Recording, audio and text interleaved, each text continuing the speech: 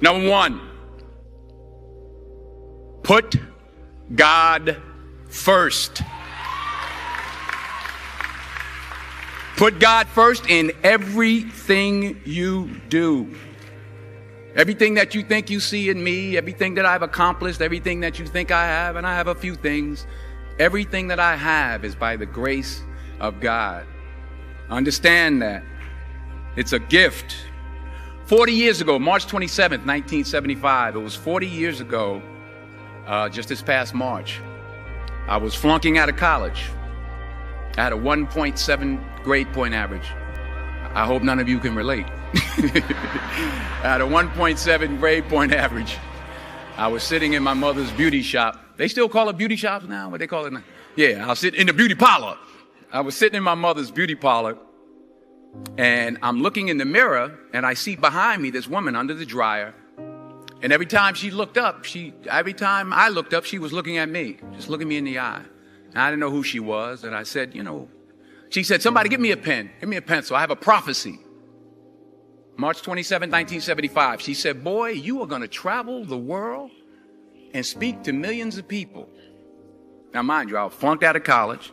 I'm thinking about joining the army. I didn't know what I was going to do. And she's telling me I'm going to travel the world and speak to millions of people. Well, I have traveled the world. And I have spoke to millions of people. But that's not the most important thing, the success that I had. The most important thing is that what she taught me and what she told me that day has stayed with me since. I've been protected. I've been directed. I've been corrected. I've kept God in my life, and it's kept me humble. I didn't always stick with him, but he always stuck with me. So stick with him in everything you do. If you think you want to do what you think I've done, then do what I've done and stick with God. Number two, fail big. That's right. Fail big. Today's the beginning of the rest of your life, and it can be very frightening. It's a new world out there. It's a mean world out there, and you only live once. So do what you feel passionate about. Take chances professionally. Don't be afraid to fail. There's an old IQ test, was 9 dots, and you had to draw 5 lines with a pencil within these 9 dots without lifting the pencil. The only way to do it was to go outside the box.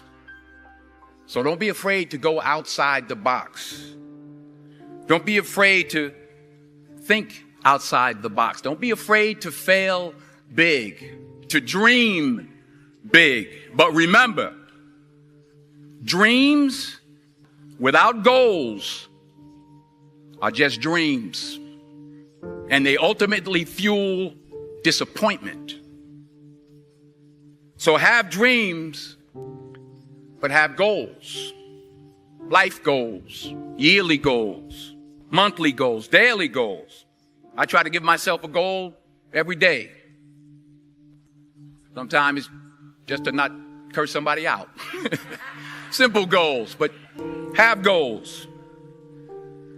And understand that to achieve these goals, you must apply discipline and consistency.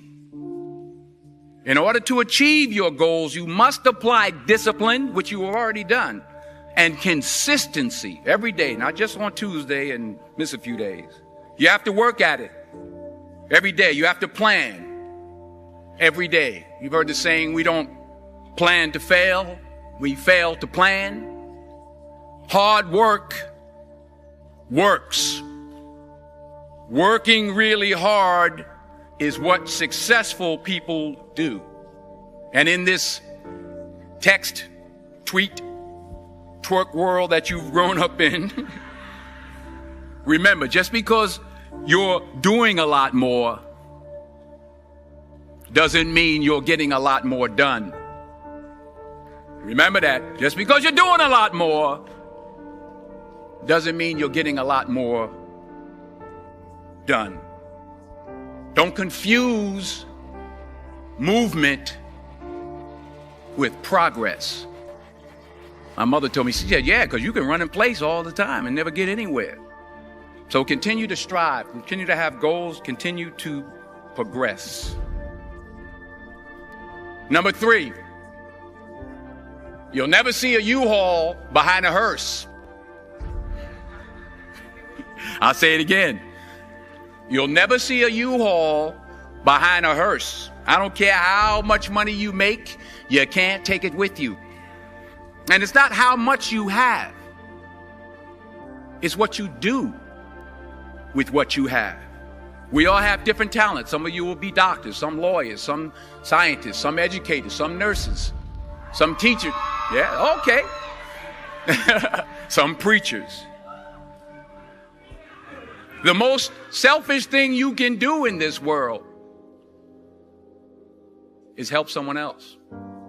Why is it selfish? Because the gratification, the goodness that comes to you, the good feeling that I get from helping others, nothing's better than that. Not jewelry, not big house I have, not the cars, but it's the joy. That's where the joy is, in helping others. That's where the success is.